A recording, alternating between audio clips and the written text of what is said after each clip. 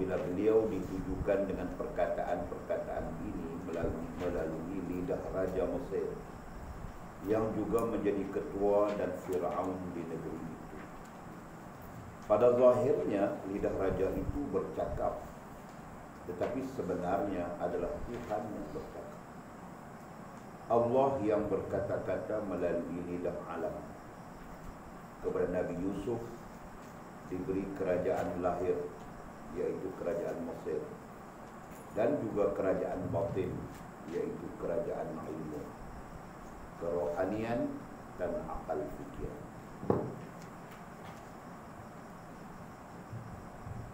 Dan kehampiran kepada Allah dan kemuliaan dan ketinggian di sisi Allah.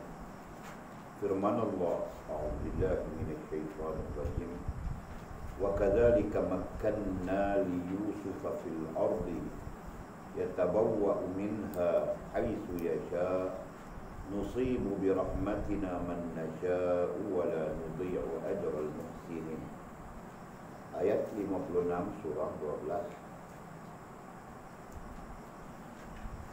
Dan demikianlah kami memberi kedudukan kepada Yusuf di negeri Mesir, yakni dia berkuasa penuh, pergi menuju ke mana sahaja ia kehendaki di bumi Mesir itu. Kami melimpahkan rahmat kami kepada siapa yang kami kehendaki, dan kami tidak menyia-nyiakan pahala orang-orang yang berbuat baik. Bumi dalam ayat ini bermaksud Mesir. Berkenaan kerajaan kerohanian, Allah berfirman, a'udzubillahi minasyaitonir rajim, wa laqad hammat bihi wa hamma biha laula an ra'a burhana rabbih kadzalika linasrifa anhu as-su' wal fahsya'a innahu min ibadina al-mukhlasin. Surah 24 ayat 24 surah 12. Sesungguhnya wanita itu telah bermaksud, yakni melakukan perbuatan itu dengan Yusuf. Dan Yusuf pun bermaksud, yakni melakukan pula dengan wanita itu. Andai kata dia tidak melihat tanda, yakni dari Tuhannya, demikianlah agar kami memalingkan daripadanya kemungkaran dan kekejian. Sesungguhnya Yusuf itu termasuk hamba-hamba kami yang terpilih. Berkenaan kerajaan ilmu, Allah berfirman, a'udzubillahi minasyaitonir rajim, qala la ya'tikuma ta'amun turzaqanihi illa nabba'tukuma bita'wilihi qabla an ya'tiyakuma dhalikuma mimma 'allamani rabbi inni taraktu millata qaumin la yu'minuna billahi wa hum bil akhirati hum kafirun. Ayat 37 surah 12. Yusuf berkata, sebelum sampai kepada kamu berdua makanan yang akan diberikan kepadamu, malaikat aku telah dapat menerangkan jenis makanan itu sebelum makanan itu sampai kepadamu. Yang demikian itu adalah sebahagian dari apa yang diajarkan kepadaku oleh Tuhanku. Sesungguhnya aku telah meninggalkan agama orang-orang yang tidak beriman kepada Allah, sedang mereka ingkar kepada hari kemudian. Apabila kamu telah ditujukan dengan perkataan-perkataan yang demikian, wahai orang-orang yang beriman, maka kamu telah diberi ilmu yang agung dan diberkati Allah, dan diberinya kekuatan, kebaikan, kekuasaan dan kewalian, dan perintah yang melibatkan kerohanian dan bukan kerohanian, dan diberi kuasa menjadikan semuanya dengan izin Allah. Di akhirat kelak kamu akan diberi tempat yang kekal dan bahagia di syurga. Ditambah pula dengan melihat wajah Allah dan keredaannya, dan inilah matlamat yang tidak terhad dan tidak ada ujungnya. Kemudian kata musannif syarahan yang ke-27,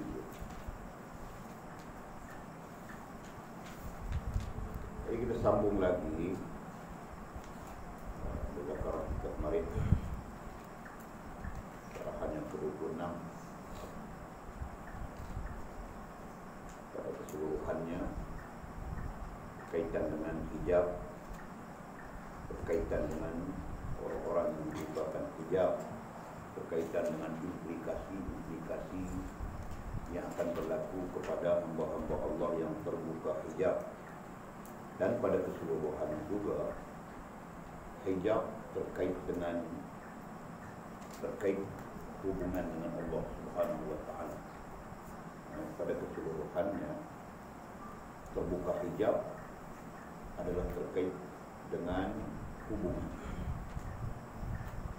Dan kita kemarin juga menjelaskan ada dua hal mustahak, dua hal penting antara kita sebagai hamba dengan Allah Subhanahu wa taala yang perlu disempurnakan. Pertama namanya hubungan, dan yang kedua namanya perhubungan. Dan hal ini berlaku seiring. Dan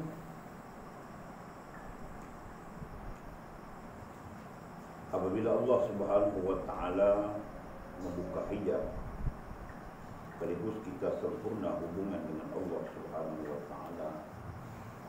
Jadi implikasinya kita baca juga di sana banyak. Okay.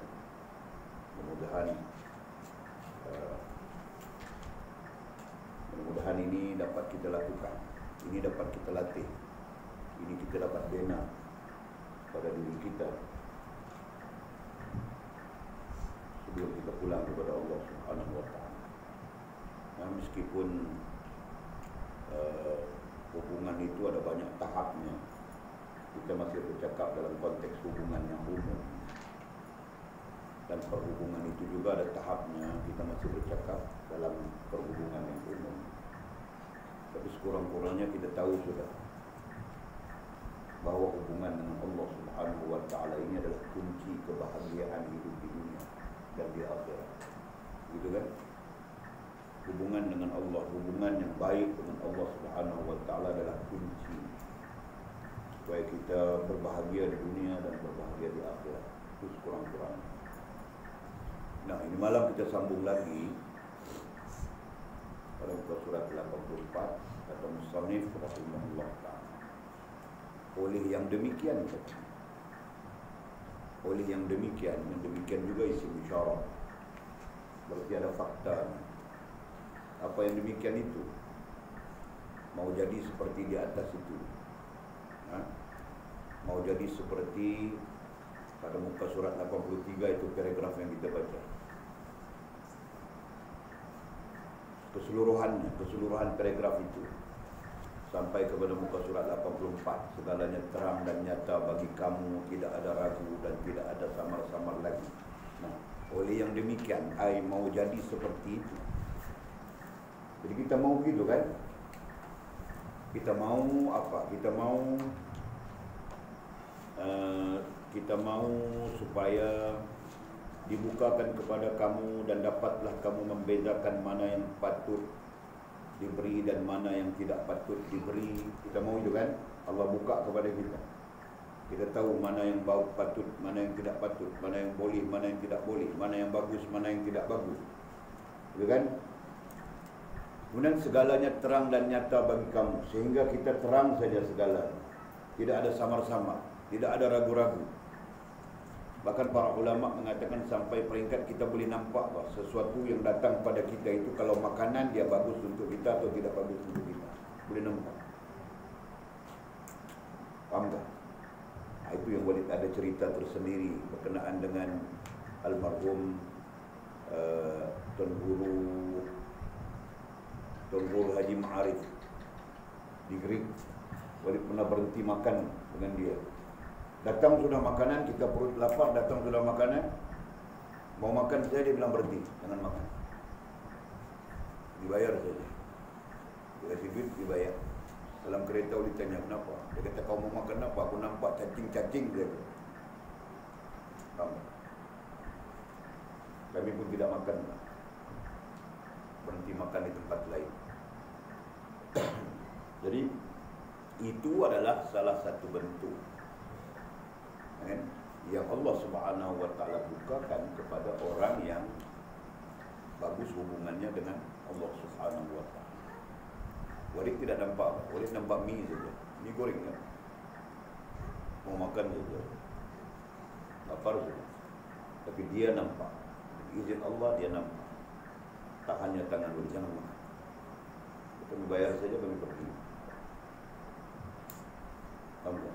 Nah itu bentuk, salah satu bentuk orang-orang yang Allah Subhanahu wa taala buka hijab bagi mereka. Jelas kan? Bayangkanlah kalau kita berada di posisi itu. Kita terselamatkan daripada makan yang haram, yang syubhat, gitu kan? Nah, sekarang kita tidak selamat juga. Satu masa dulu orang bilang itu haram, itu ini haram. Kita makan berlori-lori juga. Kemudian keluar bah. Jakim mengeluarkan ini apa? Cadbury. Tahu kan? Coklat Cadbury. Berapa lori sudah kita makan? Penuh sudah perut kita kan? Wah, keluarkan saja coklat Cadbury. Boleh tahu bah Farah Izzati makan, mamamu makan, Ekal makan, Walid seorang saja tidak makan coklat Cadbury. Betul bah? Tiba-tiba keluar bah, Jakim mengeluarkan apa? Statementnya. Coklat Cadbury ada gelatin daripada babi, tidak halal dan sebagainya bah. Kita makan banyak juga. Begitulah hal-hal yang lain. Kan? Kita makan itu, kita makan ini. Semuanya kerana kita tidak tahu. Jadi kerana kita tidak tahu itu dimaafkan, gitu kan? Tapi kesan daripadanya, paham tak? Tetap ada pada diri kita. Kalau najis pada diri kita. Kalau kotoran pada diri kita. Gitu kan? Jadi di situ keperluan Allah membuka mata batin kita sehingga kita nampak ini kotor, ini najis, ini haram, ini ada campuran-campuran yang tidak dibenarkan oleh syarak misalnya. Allah menampakkan kepada kita. Penting kan? Boleh faham tak? Berbanding kita tidak nampak. Kalau di Sabah itu kicap ABC. Mana ada kicap lain di Sabah? Betul kan? ABC dengan bangau. Ada biada kan? Tapi keseluruhannya ABC saja. Banyak kan. Nah, Cina kafir itu yang bikin. Kan? Kita di sini pun banyak Cina itu bikin. Cina kafir, Cina Islam itu bikin. Kotor saja kilang. Mutakhir ini baru jumpa. Kilang itu disita, kilang ini disita, tempat proses itu disita, tempat proses disita. Sebab apa? Kotor. Nah, kita telan belori sudah. Kan? Yang kita tidak tahu. Apalagi sudah dipakai jenama-jenama brand-brand Islam. Cap masjid, cap masjid ini bagus. Padahal dibuat di belakang kilang babi, kandang babi. Ini berarti kita berdepan dengan makanan-makanan yang nantinya menjadi darah daging kita yang belum tentu bersih. Kita main telan saja. Kenapa? Karena kita tidak terbuka mata batin kita, tidak terbuka hijab kita. Gitu kan? Ada orang-orang yang terbuka hijabnya seperti yang diceritakan tadi. Dia nampak boleh tidak boleh, halal tidak halal, bersih tidak bersih dan sebagainya. Nah di sana kita perlu kan supaya yang tumbuh menjadi daging darah kita bukan sesuatu yang kotor, apalagi yang haram. Karena yang haram itu tidak akan terlepas daripada azab Allah Subhanahu wa taala. Ini termasuk hal-hal yang lain. Termasuk hal-hal yang lain, harta dan sebagainya. Harta ini syubhat kah? Harta ini haram kah? Harta ini bagaimanakah? Semua akan diperlihatkan oleh Allah Subhanahu wa taala bagi mereka yang terbuka hijab. Faham tak? Mungkin kita akan berandaian, oh itu wali-wali Allah, bukan kita bukan tarafnya, kita bukan ta'abnya. Nah Allah mau kita jadi wali Allah sebenarnya. Sudah kan? Pun bilang sudah dari awal. Allah mau kita menjadi walinya. Menjadi walinya arti menjadi orang yang sempurna hubungan dengannya. Memang Allah mahu begitu. Hanya kita sahaja yang tidak apa, kita tidak peka. Kan? Kita tidak ambil berat dalam. Sampai-sampai panggilan Allah Subhanahu wa taala untuk kita menjadi walinya, untuk kita sempurna hubungan dengannya, untuk dia menganugerahkan kepada kita karamah-karamah, kemuliaan-kemuliaan yang patut padan dengan kita sebagai khalifah Allah Subhanahu wa taala di bumi, tidak dapat. Tidak layak untuk diberikan kepada kita. Padahal Allah mau memberi kepada kita. Itu maksudnya, kan? Jadi sampai tua kita makan yang haram saja, yang syubhat saja. Makan sampai mati mungkin. Ya? Okey. Jadi katanya hendaklah kamu bersikap sabar. Jadi bagaimana sikap kita? Kalau kita mau yang itu semua, bagaimana sikap kita? Pertama, hendaklah kamu sabar, bersikap sabar. Jadi kita belajar sudah, sabar itu bagian daripada sifat wasilah, sifat yang menghubungkan. Sabar itu nanti menghubungkanmu dengan Allah. Jadi sabar, maksudnya apa? Maksudnya kau tidak boleh kelang kabut mau jadi wali. Itu maksud. Hari ini kau belajar, besok kau jadi wali sudah, masya Allah. Jadi di sana kau perlu sabar. Sabar yang pertama apa? Sabar belajar, sabar menuntut ilmu. Itu yang pertama. Kan? Sedang menuntut ilmu, tiba-tiba datang penyakit-penyakit lain. Kan? Jadi hilang sudah sabar. Pulanglah.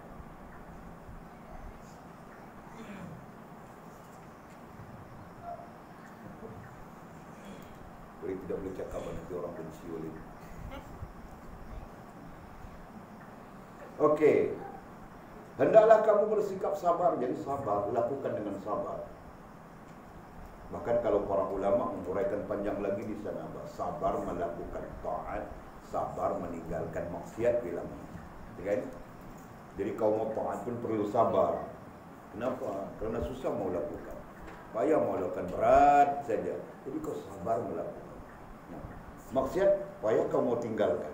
Kenapa? Berat saja mau tinggalkan. Jadi dua-dua itu perlu kepada kesabaran, kan, untuk melakukan dan meninggalkan.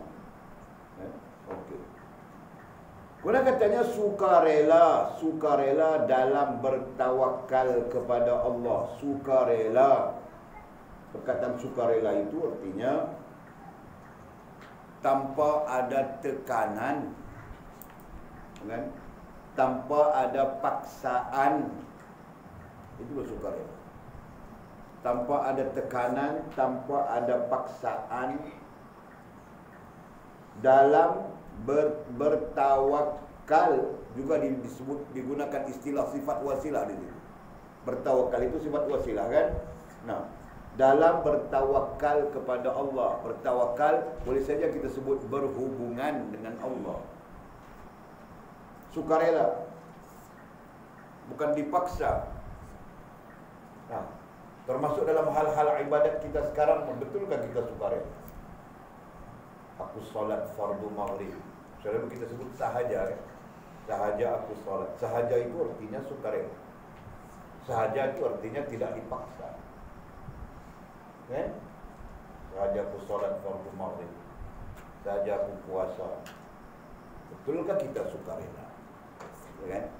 Hal-hal itu perlu diperhatikan secara ilmiah, secara ilmu, supaya benar kita lakukannya itu secara sukarela, secara tidak dipaksa.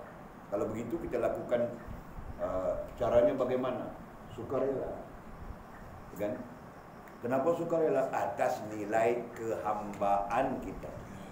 Nah, kita lakukan kerana kehambaan.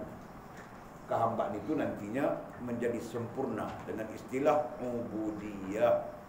Jadi kita lakukan kerana ubudiyah, kerana pengabdian diri kepada Allah Subhanahu wa taala, gitu. Kan? Jadi kita belajar semua sudah. Kemudian katanya perhatikan yang ada sekarang, ini termasuk sikap, termasuk sikap yang kita bilang tadi. Perhatikan yang ada sekarang Maksudnya perhatikan apa yang ada padamu, bagaimana keberadaanmu, perhatikan, kan? Jadi kau sihat saja sekarang, nah itu sesuatu yang kau perlu syukuri, gitu kan? Jangan kau melampau-lampau lagi sihat, tapi itu pun kau tidak mensyukurinya, kau mau lagi-lagi yang lain, kan? Jadi perhatikan. Jadi perhatikan yang ada sekarang, artinya keberadaan yang ada, keberadaan sekarang. Jadi keberadaan kita sekarang, apa yang menyusahkanmu, apa memayahkanmu, apa yang menyenangkanmu, begitu kan? Jadi syukuri apa yang ada.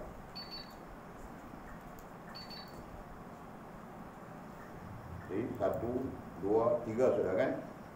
Dan yang keempatnya, hapuskan syakwa sangka. Itu pun kita belajar sudah. Syarahan yang ke-25, kan? Hapuskan syakwa sangka.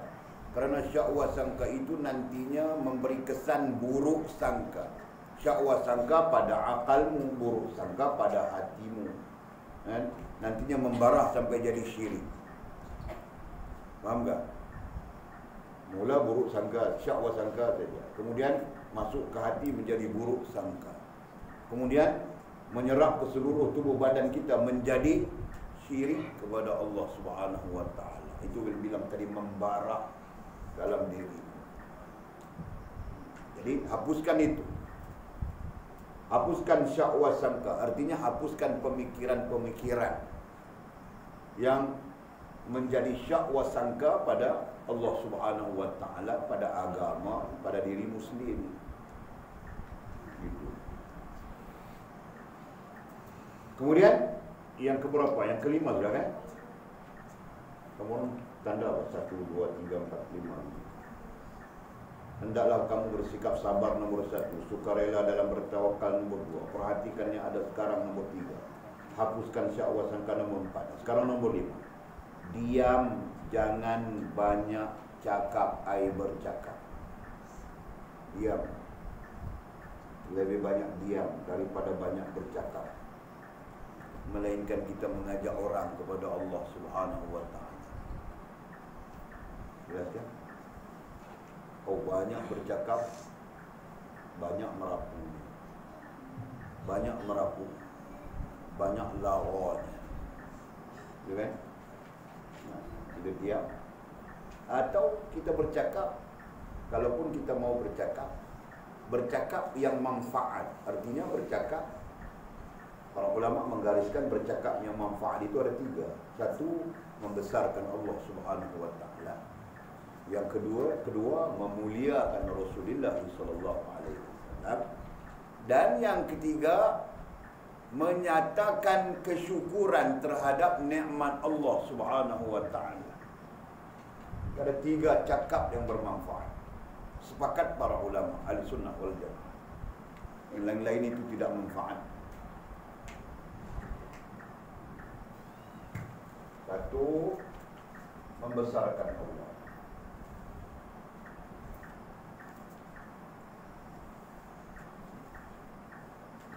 2, memuliakan Nabi. 3, mensyukuri nikmat. 2.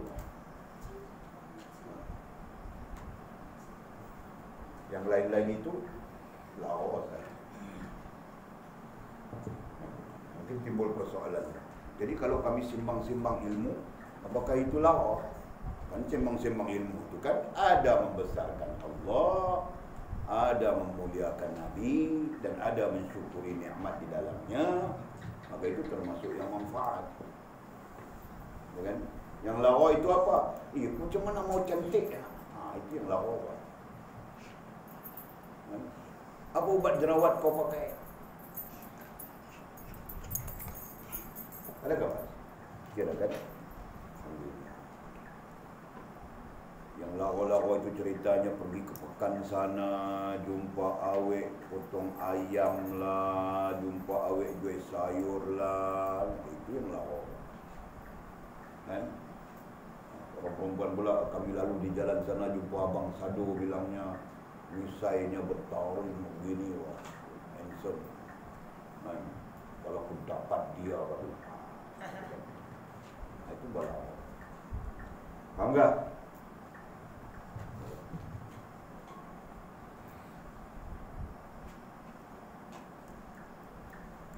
Yang keenam, berlumba-lumbalah menuju keredaan ilahi.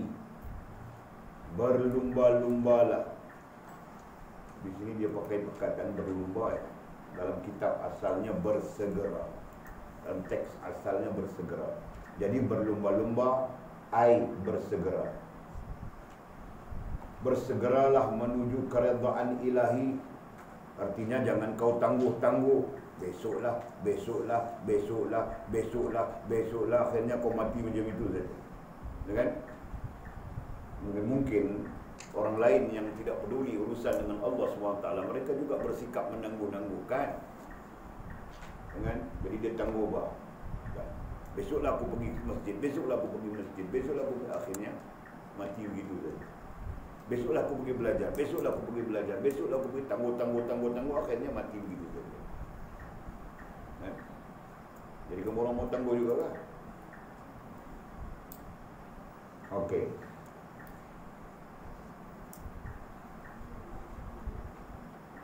Nombor 7, tawakallah kepadanya. Jadi perkataan tawakal sudah di atas kan? Maka di sana yang boleh bilang tawakal wasilah di sana. Di sini tawakalnya di sini ialah fokus. Dua hal yang berbeza. Jadi selipkan ai-nya, tawakallah, ai fokus kepadanya.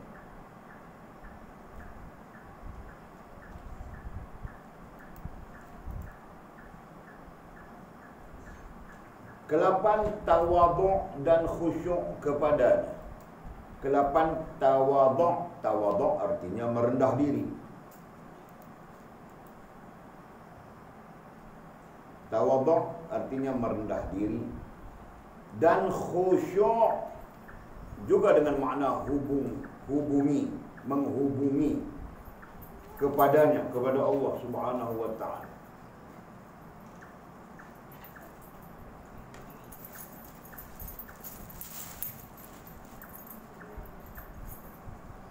Kelapan, bersederhanalah. Ini semua sikap ya. Bersederhanalah. 9. Ke-9, bersederhanalah. Jadi hidup dengan sederhana, apapun sederhana. Nabi SAW pun mengajar kita begitu, khairul umuri awsatuha. Sebaik-baik perbuatan, tingkah laku, sebaik-baik pekerjaan kita adalah sederhana. Jadi kau wirid yang sederhana. Kau wirid jangan sampai juta-juta. Lepas itu sekali saja. Mau mati nanti baru mau wirid pula. Jadi sederhana saja. 100k yang biasa-biasa dibawa, gitu kan? 200k, 300k. Dengan kau sekali juta, lepas itu berhenti terus. Jadi sederhana. Jadi bersederhanalah. Jadi termasuk bersederhana itu dalam semua hal. Berdasarkan kepada hadis Nabi yang kita baca tadi. Dalam semua hal. Pakaian kita bersederhana saja. Makanan kita bersederhana saja. Apapun bersederhana saja. Jelaskah? Jangan melampau-lampau gitu. Sebab di sebalik sederhana itu ada macam-macam. Yang hebat-hebat pun ada. Jadi tidak perlu kalau kita hebat-hebat kan. Okey. Habis di sana, sehingga katanya, sehingga takdir telah datang. Sehingga takdir telah datang. Maksudnya, sehingga Allah mendatangkan takdirnya kepada kita. Dan kamu dibawa dengan tangan kamu untuk marah ke hadapan. Dan kamu dibawa. Itu perkataan penting. Kamu dibawa. Siapa yang membawa? Allah Subhanahu wa taala merubah kita dari satu keadaan kepada satu keadaan yang lebih baik. Mengangkat kita dari satu keadaan kepada satu keadaan yang lebih bagus. Meletakkan kita di satu posisi kepada satu posisi yang lebih tinggi. Itu kita belajar dalam maqamat, ya kan? Nah, jadi bilangnya sehingga takdir telah datang dan kamu dibawa dengan tangan kamu. Bilangnya kamu dibawa dengan tangan kamu. Itu majaz, ya kan? Bawa dengan tangan kita berarti kita diangkat, Untuk marah ke hadapan untuk meningkat, untuk lebih meningkat ataupun lebih berkembang. Berdasarkan kepada laqad khalaqnal insana fi ahsani taqwim. Semua kami jadikan manusia itu untuk berkembang, untuk meningkat, ya kan? Jadi meningkat kepada kita. Dan bentuk meningkatnya sudah kita ajarkan di dalam maqamat. Nah, Jul, ingat ke Jul? Kan? Sudah kita ajar dalam maqamat, dari awam kepada tawabin, dari tawabin kepada mu'awwidin, itu maqamat. Hal rohaninya naik begitu juga, kan? Dari taubat kepada sabar, dari sabar kepada syukur, dari syukur kepada terus meningkat gitu kan. Nah, hal jasmaninya pun sama saja.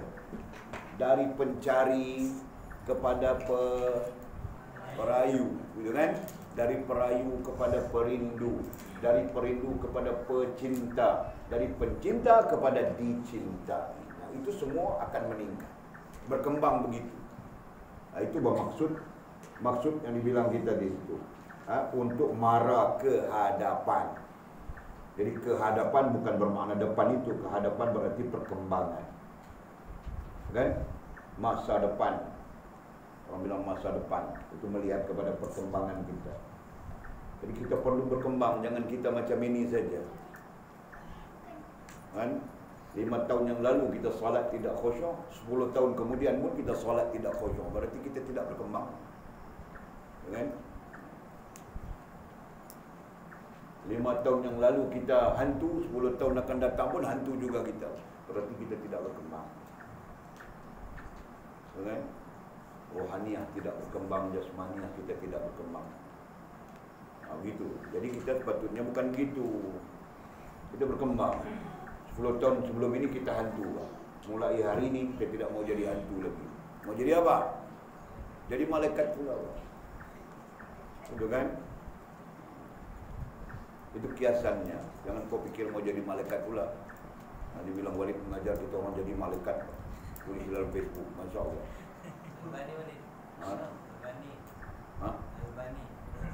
Itu dia, Pak. Dia tobat sudah. Kau tobat sudah kan entah kan? Bah, sudah bah kau ni, astagfirullahaladzim. Kau mau masuk neraka kah? Teruk banget. Okey. Kemudian itu katanya. Kemudian itu segala yang memberatkan kamu akan diringankan dari kamu. Kemudian itu selepas daripada berlakunya perkembangan itu tadi. Kan? Kita di awam kan berat kan? Ketika kita di awam boleh lukis semula Pak. Kamu orang kadang-kadang hilang saja dari kepala. Kamu orang makan Maggi Pak. Hilang dari kepala.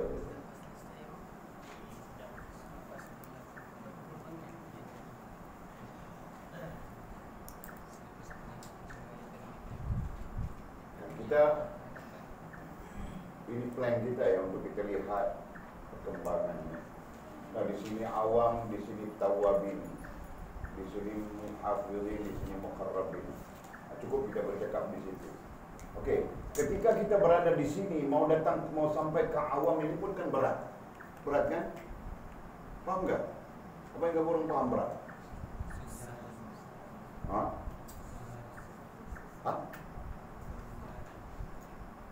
Iyalah, apa yang kamu orang paham berat? Kau paham apa Lina berat?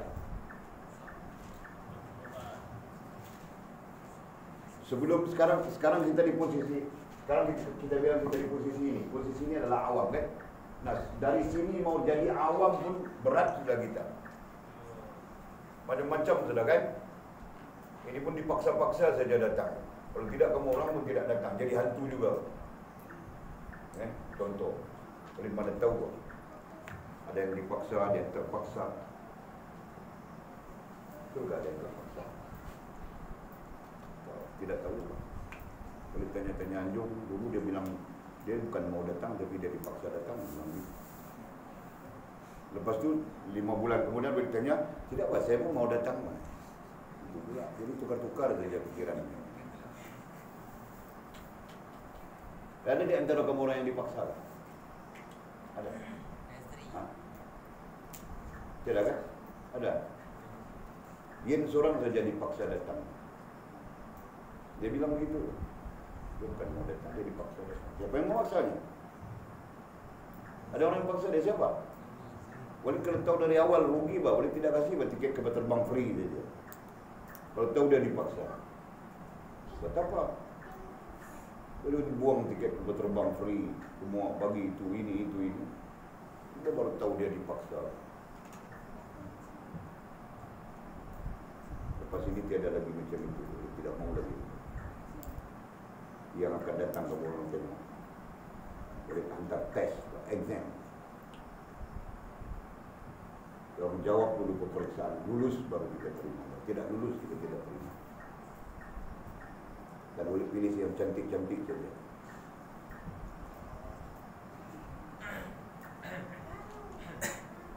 Boleh mau lihat tengok makil kekal dengan Mira Idora setia atau tidak. Boleh mau tengok saja.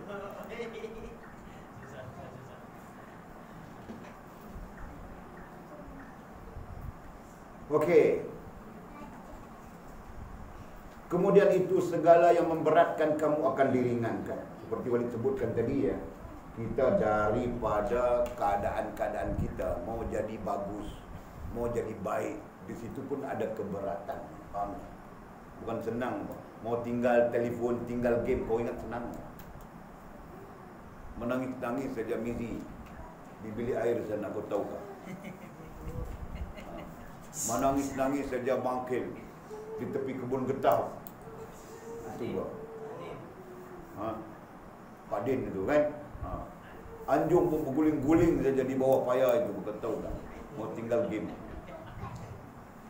Ini dia orang, tapi dia orang berjaya tinggal, Masya Allah, Alhamdulillah.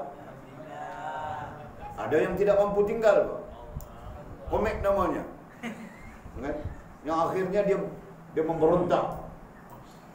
Dia terpengaruh dengan gamenya, kan? Itu contoh. Faham tak? Nah, akhirnya kamu orang berjaya tinggal game. Itu Walid sebut saja bahawa berjaya. Mungkin saja. Belakang Walid ada juga. Kan? Walid sebut berjaya itu sebagai doa Walid. Mudah-mudahan tinggalkan terus saja hal-hal seperti itu. Laros saja, buang masa saja misalnya, kan? Tapi di belakang Walid dia orang buka kasino. Diam-diam buka kelab begini. Kan? Jadi kesimpulannya, mau tinggal sesuatu yang sudah menjadi sikap kita, itu susah kan? Mau tinggal sesuatu yang menjadi tabiat kita, susah kan? Mau tinggal sesuatu yang menjadi perangai kita, susah kan? Nah, itu yang dimaksudkan susah. Kalau tidak ada persekitaran yang mendukung, mungkin kita susah mau bertukar, gitu kan? Mau pakai pakaian begini, kamu mau pakai pakaian begini, pakaian syar'i begini itu. Kalau tidak ada yang mendukungnya, kita pun tidak boleh pakai, kan? Rasa malulah, rasa nanti orang tengok cakap apalah, begitulah, beginilah, kan? Karena persekitaran kita mendukung, maka kita boleh menggunakan, boleh mengikutinya dengan baik. Itu kan? Maka disitulah pentingnya bi'ah, pentingnya persekitaran. Kan? Menjadi sunnah Rasulullah SAW membina persekitaran yang saleh, yang salihah, kemudian baru membina orang-orang yang berada di dalamnya untuk saleh dan salihah. Gitu. Jadi kesimpulannya, setiap apa yang telah menjadi sikap, apa yang telah menjadi perangai, apa yang telah menjadi tabiat, mau diubah itu menjadi berat, menjadi susah, menjadi payah. Nah, di sana Allah Subhanahu wa taala akan meringankan kepada kita. Kemudian itu segala yang memberatkan kamu akan diringankan dari kamu. Allah Subhanahu wa taala akan mencampakkan kepada kita perasaan mudah meninggalkan yang namanya sikap, yang namanya perangai, yang namanya tabiat yang buruk kepada yang baik. Faham tak? Nah, di sana pertolongan Allah Subhanahu wa taala itu. Bukan senang kita mau meninggalkan kentut kuat.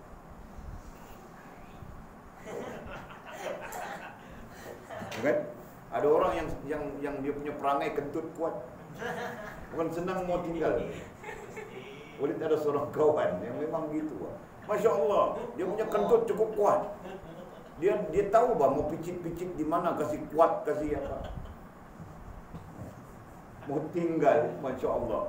Sampai kami panggil nama dia Man, bah, Man kentut.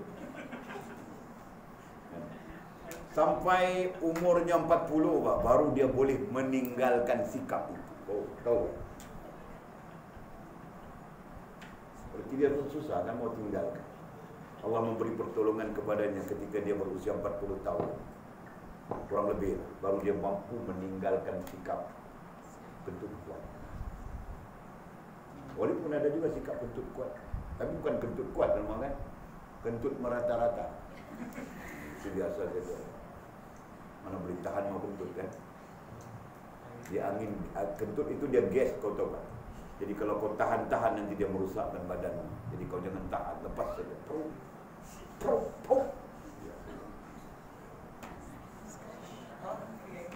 Okey, faham tak? Kemudian itu segala yang memberatkan kamu akan diringankan dari kamu. Allah meringankan kepada kita, Masya Allah. Mau solat pun berat kan? No. Mau solat pun berat juga. Dan Allah bilang sendiri dalam Quran begitu. Macam mana bunyi ayatnya? Sesungguhnya solat itu amat berat, melainkan bagi mereka-mereka yang khusyuk. Macam mana bunyi ayatnya? Illa 'alal khashi'in, ayat 7. Inna salata kanat 'alal mu'minin. Sesungguhnya sembahyang itu amat berat, melainkan bagi mereka-mereka yang khusyuk. Boleh jumpa kan tadi? Surah Al-Baqarah ayat berapa?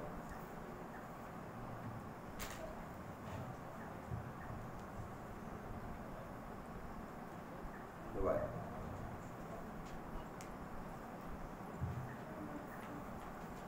Inna as-salata tanha 'anil fahsya'i wal munkar. Inna as-salata kanat lil mu'minina kitaban mawquta. Upaya.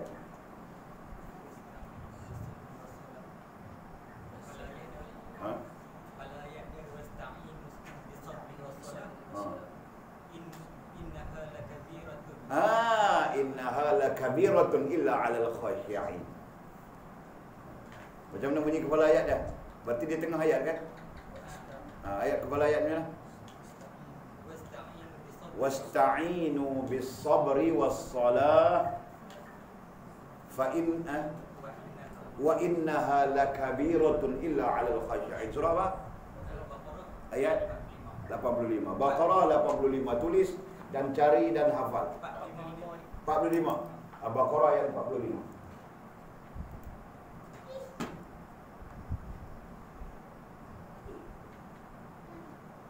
Baqarah ayat 45.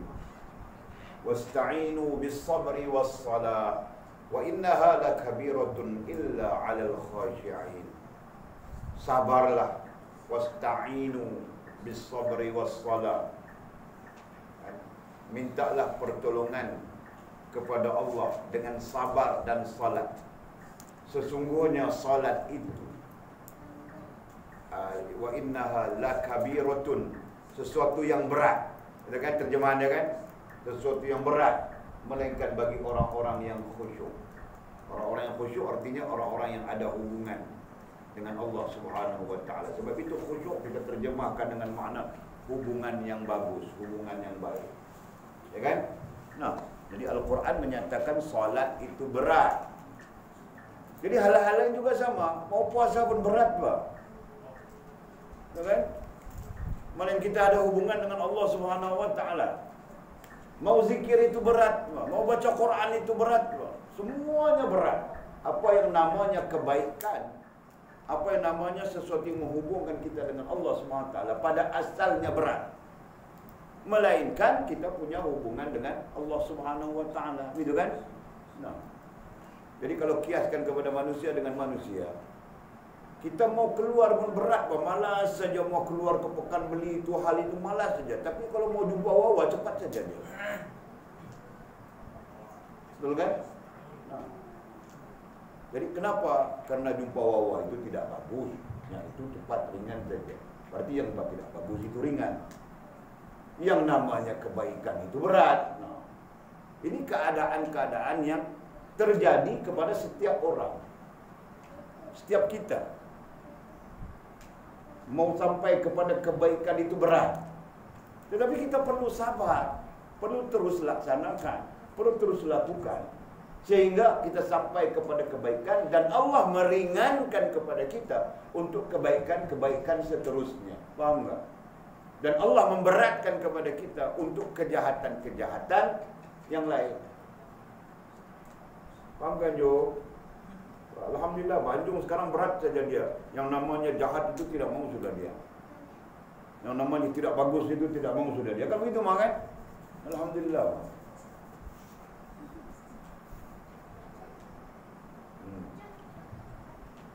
Siapa lagi? Kau pun tidak mau sudah misi kan? Alhamdulillah. Kau, Jul, pun tidak mau sudah kan? Masya Allah. Rantau pun tidak mau juga. Ekal pun tidak mau juga. Ini semua mau yang baik-baik saja kan sekarang kan? Ekal hari ini puasa apa? Kemarin puasa, ini hari puasa. Masya Allah. Masya Allah. Nah itu maksudnya. Jadi paham gak? Jadi kita diringankan oleh Allah Subhanahu wa taala untuk melakukan kebaikan dan diberatkan oleh Allah Subhanahu wa taala untuk melakukan sesuatu yang namanya maksiat, namanya bercampur dengan Allah Subhanahu wa taala. Nah itu satu hal yang sangat bagus bagi kita kan. Okey. Dan selepas itu kamu akan ditenggelamkan ke dalam lautan redha katanya. Selepas kita berada di keadaan itu, keadaan mana? Keadaan ringan mau buat kebaikan, berat mau buat maksiat. Nah, ketika itu perlahan-lahan Allah akan menenggelamkan kita ke dalam lautan redha. Itu bahasa kiasannya. Menenggelamkan berarti kita berada di dalam keredaan Allah Subhanahu wa taala keseluruhannya. Kan? Jadi kiasannya menggunakan istilah tenggelam lautan. Jadi tenggelam itu berarti keseluruhannya. Lautan itu artinya keluasan redha Allah Subhanahu wa taala. Masya Allah.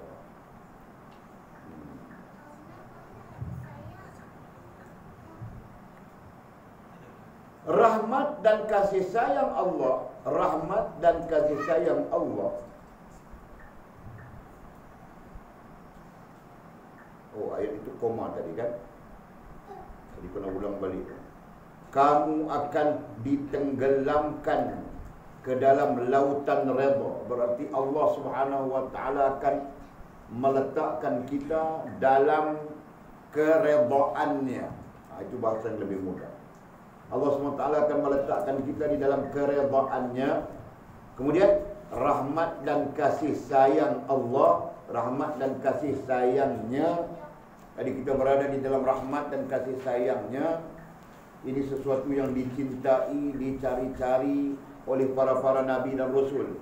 Para nabi rasul mengajar kita secara langsung untuk mencari rahmat dan kasih sayang Allah Subhanahu wa taala. Nah, kita jangan putus daripada hal ini. Kan? Kita perlu kepada rahmat Allah. Kerana rahmat Allah kita boleh melakukan ketaatan dan meninggalkan kemaksiatan. Kan? Kita perlu kepada kasih sayang Allah. Kerana kasih sayang Allah itulah yang menghapuskan dosa-dosa kita. Faham tak? Nah, dosa kita banyak. Hari-hari berdosa saja. Dosa begitu, dosa begini, dosa begitu, dosa begini, macam-macam dosa. Jadi rahmat dan kasih sayang Allah, dan kamu akan dipakai dengan pakaian nur. Di paragraf ini adalah paragraf implikasi ya. Kamu akan dipakai dengan pakaian nur. Allah. Dan kita akan dipakaikan oleh Allah dengan pakaian nur. Apa maksud pakaian nur? Ada huraian yang panjang pada sisi ulama. Dalam kitab kita, dalam kitab teks Arab ini, pencerahannya pakaian nur itu adalah ilmu. Ya. Kamu akan dipakaikan dengan pakaian nur, ilmu katanya. Jadi kita ada ilmu, kita ada pengetahuan dianugerahkan oleh Allah Subhanahu wa taala. Ilmu pengetahuan yang meliputi akal dan hati kita. Jadi bukan kita cakap kosong, cakap kita dengan ilmu maksud. Dan rahsia ketuhanan yang maha tinggi. Begitu juga kita akan dibukakan, ya. Kita akan dibukakan dengan rahsia ketuhanan yang maha tinggi. Jadi perkataan yang pelik di sini rahsia ketuhanan. Ada rahsia ketuhanan. Iya. Maksud rahsia di sana adalah sesuatu yang tidak diketahui melainkan dibukakan oleh Allah Subhanahu wa taala. Itu maksud rahsia. Ya, macam rahsia kita, sesuatu yang tidak diketahui melainkan kita buka rahsia itu. Betul kan? Itu bermaksud. Jadi rahsia ketuhanan maksudnya sesuatu yang tidak diketahui melainkan Allah membukanya kepada kita, baru kita tahu. Itu maksudnya rahsia ketuhanan. Maka sesungguhnya ada banyak perkara yang kita tidak tahu kan? Nantinya Allah buka kepada kita supaya kita tahu. Itu. Dan ilmu yang datang dari Allah, termasuk implikasinya ilmu yang datang dari Allah. Nah, itu bilang laduni. Ilmu yang datang dari sisi Allah. Berarti Allah mencampakkan pengetahuan itu. Tidak tersabit dengan ikhtiari kita, tidak tersabit dengan belajar kita. Nah, ketika itu baru dapat ilmu terus daripada Allah.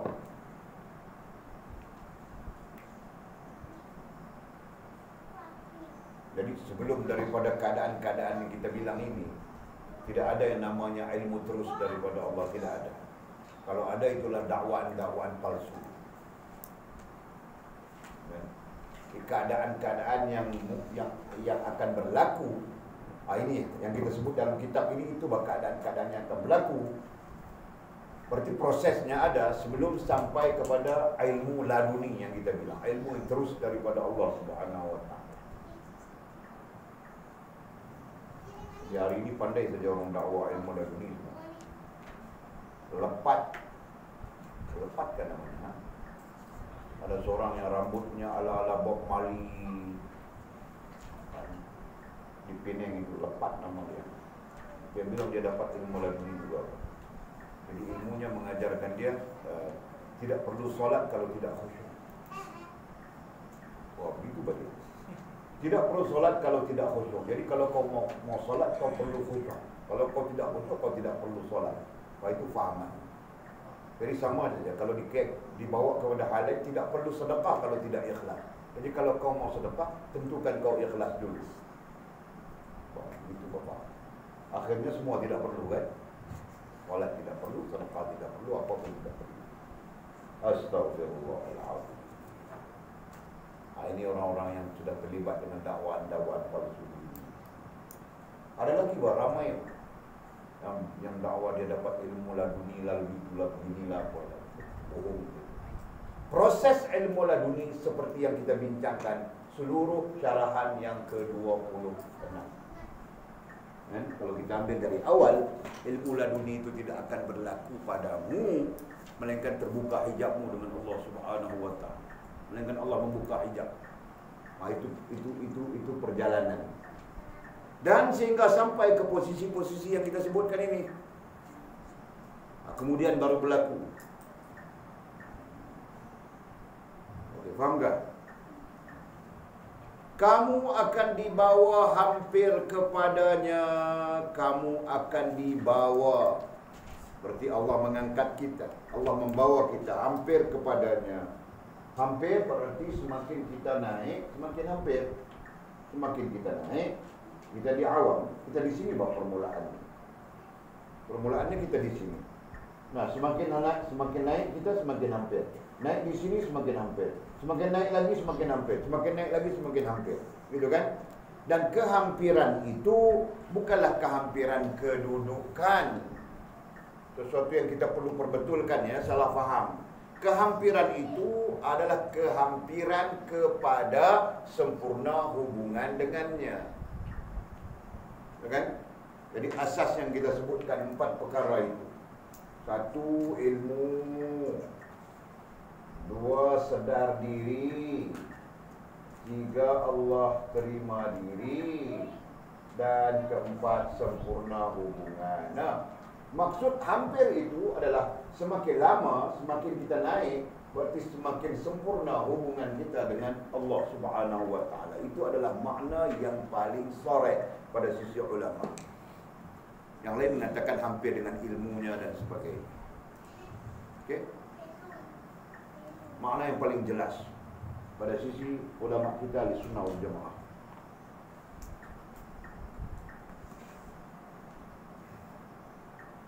Okey. Kamu akan dibawa hampir kepadanya dan berkata-kata dengannya. Ini lagi. Berkata-kata dengannya. Berkata-kata artinya bercakap-cakap. Pada hakikatnya memang kita bercakap-cakap dengan Allah Subhanahu wa taala, kan? Kau berdoa, kau bercakap-cakap dengan Allah. Kau salat, kau bercakap-cakap dengan Allah. Pada dasarnya kan. Nah, tapi kita dalam keadaan kaku, kita dalam keadaan yang tidak tahu, tidak pasti dan sebagainya. Pada satu sisi, apabila Allah Subhanahu wa taala membukakan hijabnya padamu, maka kau akan sedar bahawa kau sedang berkata-kata dengan Allah Subhanahu wa taala. Kau akan sedar bahawa kau sedang bercakap dengan Allah Subhanahu wa taala. Faham tak?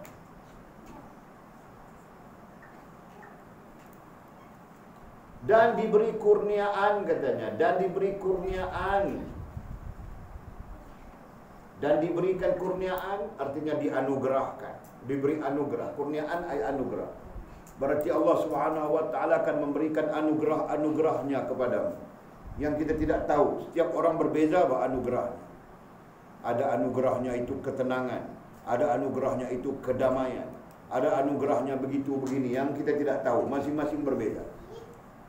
Dan dibebaskan dari keperluan, dan Allah membebaskan kita dari keperluan.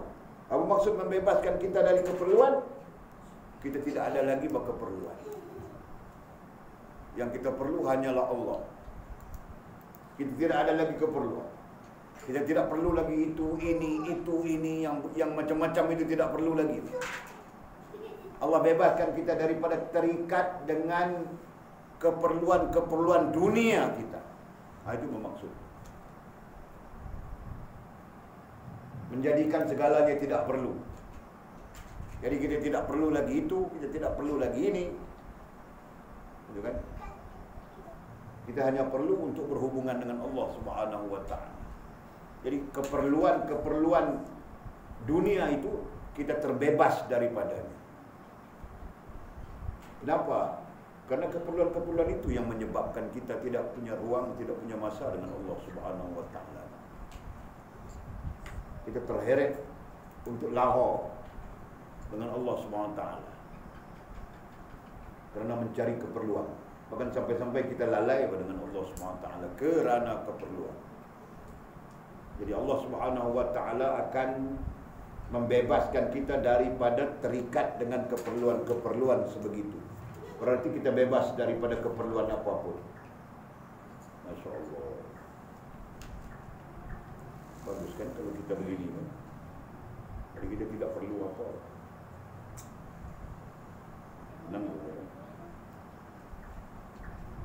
Kamu akan diberi keberanian. Allah akan mencampakkan kepadamu keberanian.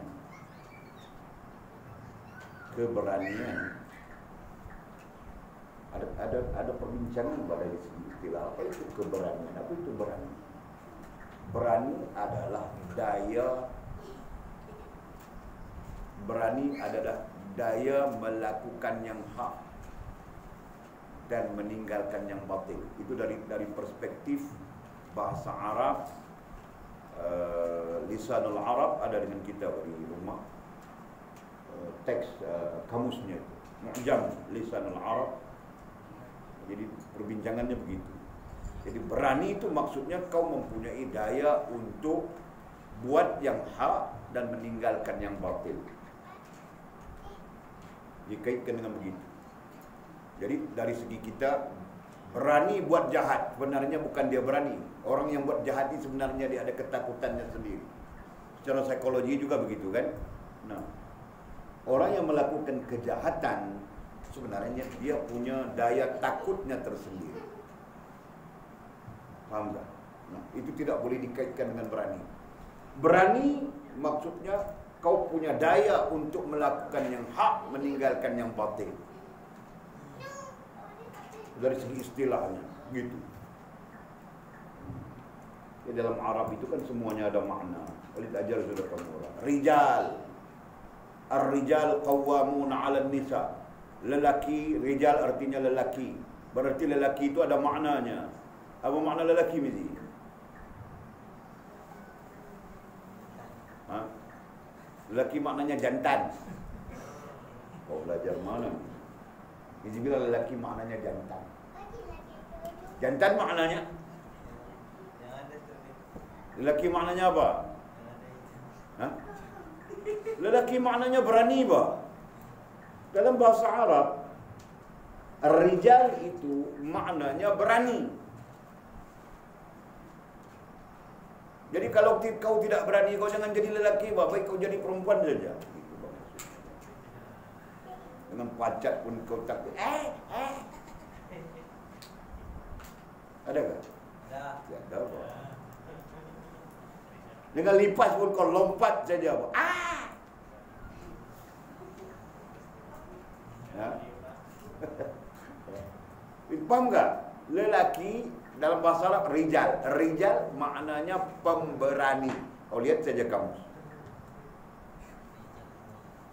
Dan perempuan maknanya apa? Penakut.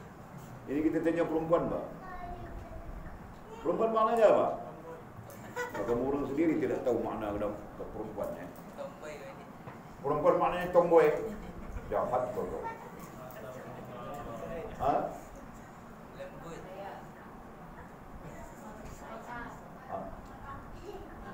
Ya, dalam bahasa Arab bilang mar'ah, al-mar'ah, bahasa Melayu perempuan.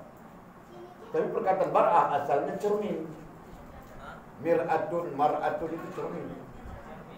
Terkait dengan perempuan sekarang. Ada apa maksudnya perempuan? Jangan pakai perkataan mar'ah, nanti jadi cermin. Pakai perkataan nisa. An-nisa itu maknanya wanita, maknanya perempuan. Nah, apa maknanya?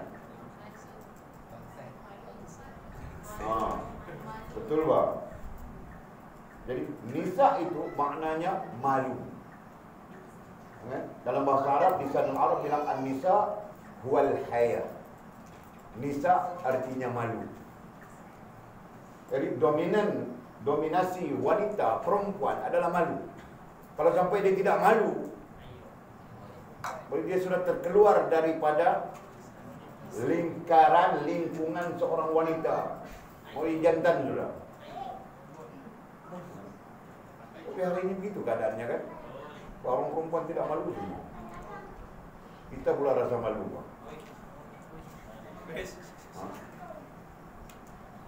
Kau macam mana Jul? Kau malu kan tengok perempuan yang tidak malu? Malu kan? Bagus kan? Hari ini perempuan-perempuan tidak malu apa? Betul bagus. Kalau kau tengok TikTok lagi teruk. Okay? Masya Allah, nenek-nenek semua. Yang nenek-nenek, cara nenek-nenek tergedik-gedik saja kan. Tapi sisi lain, apabila perempuan tidak malu, itu tandanya qiyam. Dalam hadis sahih dari Nabi SAW, antara petanda kiamat itu apabila sifat malu sudah tercabut daripada wanita-wanita. Dia tidak malu buat dia ketawa saja malam-malam jam 2:30 pagi.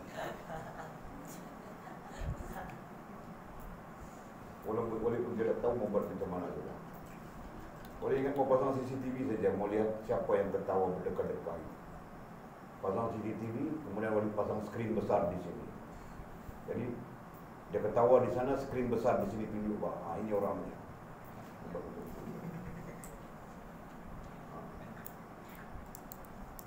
2:30, jam 3 belum lagi. Ada bunyi ketawa saja. Nah, wahai anak-anakku, kamu orang perempuan, jadi buat macam perempuan. Jangan buat macam laki-laki. Laki-laki pun boleh halang jadi daripada ketawa berdekat-dekat itu. Kan? Jadi apalagi perempuan. Jangan. Perempuan ini kalau dia bercakap, dia kena Nabi SAW bilang, Aisyah Ummul Mukminin bertanya kepada Rasulullah, wahai Rasulullah, inna sawtuna al-'awra, sesungguhnya suara kami adalah aurat. Kena turun ayatnya sebelumnya, jadi Rasulullah SAW membaca ayat itu, jadi faham sudah wanita-wanita Ansar bahawa suara itu adalah aurat. Jadi pulang ke rumah, Aisyah Ummul Mukminin bertanya kepada Rasulullah, inna sawtuna al-'awra, sesungguhnya suara kami adalah aurat. Jadi bagaimana kami mau berbicara? Kaifa nukallim? Bagaimana kami mau berbicara? Maka Rasulullah SAW bilang, orang perempuan itu kalau dia berbicara, dia seperti berbisik-bisik saja. Sampai-sampai orang tidak mendengar langsung apa yang dibicara. Nah begitu. Enggak. Kamu gimana? Aku minta. Masya Allah. Jadi kalau orang perempuan berbicara begitu, sudah melanggar apa yang disebut oleh Nabi SAW. Kami mau buat kue ini malam. Kue apa? Kue samprit. Oh sila, cepat buat kue samprit. Nanti kau tidak bangun tidur lagi. Jam berapa sudah bangun? Jadi, Masya Allah.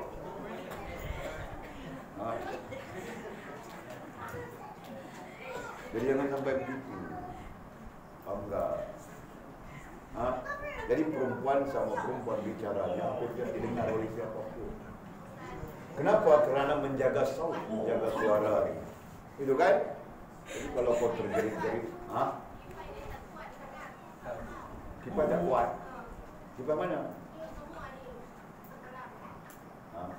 Lari. Oh, kipas lagi tak kuat, nak kuat lagi.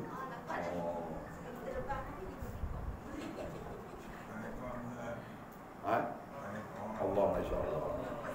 Jadi kita sederhana lah. Sederhana jadilah tak payah aircon. Model besar aircon. Oh 2 minit ni je. Oh 2 minit ni saja hangat. Sebelum jadi okey. Ni 2 minit ni saja hangat. Okey. Okey. Jadi janganlah. Jangan. Boleh faham tak? Lina boleh faham tak? Mimi boleh faham tak Mimi? Mimi kadang-kadang Mimi adalah yang volume yang paling rendah. Volume dia paling rendah, mungkin speaker dia rosak. Tapi kadang-kadang speaker dia kuat. Boleh pun. Ini Mimi kan? Kadang-kadang. Jangan dengar, jangan biar. Kalau kita katakan kamu orang di dalam itu, biar orang merasakan tidak ada orang di dalam ini. Nyap saja, biar begitu. Ini kadang-kadang suara kopi pun kalah dengan kamu orangnya suara Suara kopi tahu tak? Suara kopi. Kalah suara kopi Pak. Mohon kuat lagi. Ha? Okey.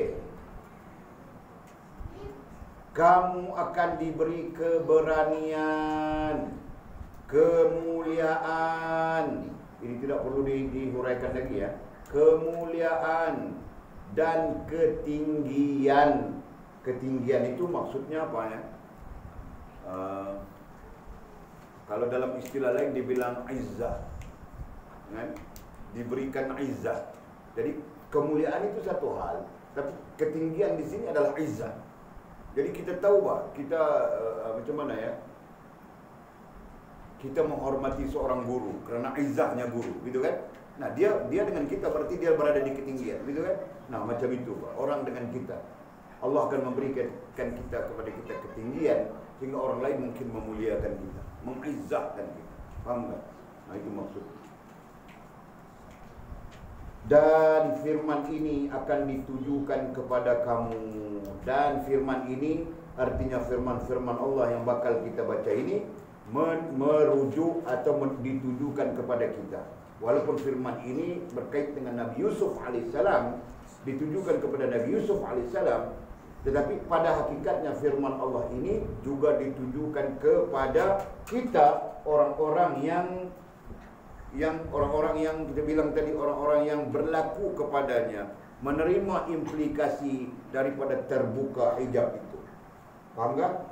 Nah, nanti kita baca, besok kita sambung berkenaan dengan firman ini akan ditujukan kepada kamu. Baru kita bincang detailnya, okey? Jadi kita berhenti di situ. Wallahu a'lamu bishawabih au tamaqqal. Tengok bagi kitab ini. Bismillahirrahmanirrahim. Qala musannifu rahimahullah ta'ala. Nafa'ana Allahu bi'ulumihi wa bi kitabihi fid darain.